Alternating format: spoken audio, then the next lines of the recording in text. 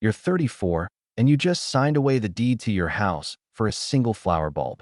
By tomorrow morning, that bulb could be worth more than everything you own, or it could be worth nothing at all. In 6 weeks, tulip bulb prices will crash by over 95%.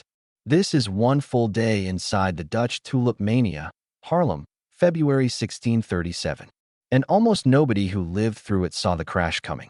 If you want more breakdowns like this one, full days live through history's most brutal moments. Hit subscribe so you don't miss the next one. And if you're new here, welcome. You wake up in your canal-side house in Haarlem. 6 months ago, you were a modest cloth merchant. Today, you own contracts for bulbs worth more than the house you're standing in. You check your ledger before breakfast. 3 tulip bulb futures, bought on credit, each one a variety called Semper Augustus. On paper, you're one of the wealthiest men on this street. A single Semper Augustus bulb is currently selling for more than 10 times the annual wage of a skilled craftsman. You don't own the flowers. You own paper promises for bulbs still buried in the ground. A wealthy grain merchant down the street refuses to touch tulip contracts entirely. He calls it madness. You call it the fastest fortune Holland has ever seen. Only one of you is about to be right. You owe more in tulip futures than your entire house is worth. Every contract is a bet that prices keep rising. If they don't, there's no bulb, no buyer, and no way to pay what you owe. You head to the tavern where trading actually happens. No formal exchange exists for this. Deals are sealed with a handshake, a notary, and a round of drinks called wine money. Inside, dozens of men are shouting prices back and forth over tankards of beer. Cloth weavers, bakers, and chimney sweeps are trading bulb futures worth more than noble estates. A rumor spreads through the room. A scheduled bulb auction in Haarlem this morning failed to attract a single bid. Nobody wanted to buy. For the first time in over a year, prices didn't go up. You try to sell one of your contracts immediately before word spreads further. The buyer you approached yesterday suddenly isn't interested anymore. He won't even look you in the eye. Within an hour, the tavern turns from celebration to panic. Men who were bragging about profits last night are now screaming to sell at any price. Nobody's buying. Tulip bulb prices will fall by as much as 95% within days. Fortunes built on paper contracts are about to disappear just as fast as they appeared, and most of these men never actually held a single flower. You run to the notary's office, contract in hand, demanding your buyer honor the agreed price from last week. The notary just shakes his head. Half of Haarlem is standing in this same line today. The courts refuse to enforce most of these contracts, calling them gambling debts rather than real trade. That means the money you owe is still owed, but the money you're owed may never come. You sit outside the notary's office, contracts still in your hand, doing the math you've been avoiding all morning. The numbers don't work. They haven't worked since sunrise.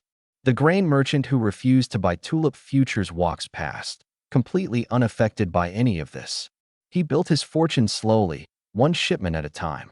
Today, that looks less like caution and more like genius. You go home to explain to your family what happened. Your wife already knows something is wrong. Half the street is out on their doorsteps, having the exact same conversation. Some historians estimate this collapse wipes out fortunes across thousands of Dutch households almost overnight. Unlike a modern crash, there's no bank bailout, no safety net, and no second chance for most of these families. That evening, you walk through the same street you walked this morning as a wealthy man. Nothing about the street has changed. Everything about your life has.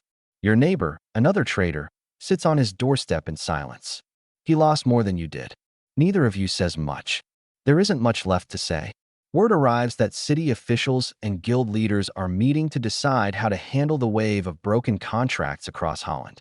As always, the wealthy and connected will have far more say in the outcome than men like you.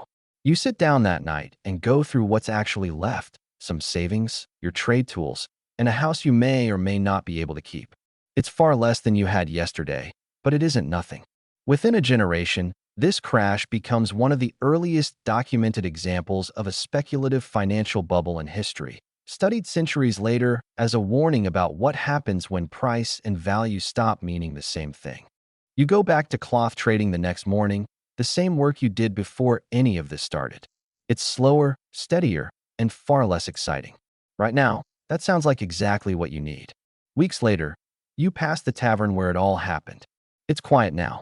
The men who shouted prices back and forth are mostly gone, scattered back to whatever work they had before the flowers made them rich. Some families never recover what they lost. Others, like the grain merchant, barely noticed the crash at all. The difference between them was never luck. It was simply how much they were willing to risk on a flower. You keep one tulip bulb from before the crash, not to sell, just to plant. It grows the following spring, same as it always would have, completely indifferent to what it once claimed to be worth. The tulip itself never changed. It bloomed the same way it always had. Only the price people were willing to pay for the paper promising it ever made any sense, and only for a little while. You survived one day inside the collapse of the Dutch tulip mania. A fortune gained and lost within hours, a system built entirely on trust that broke overnight. Most people today have never heard of this crash, yet it shaped how the entire world thinks about financial bubbles. Would you have seen it coming? Let me know in the comments, and subscribe for more history most people never learn.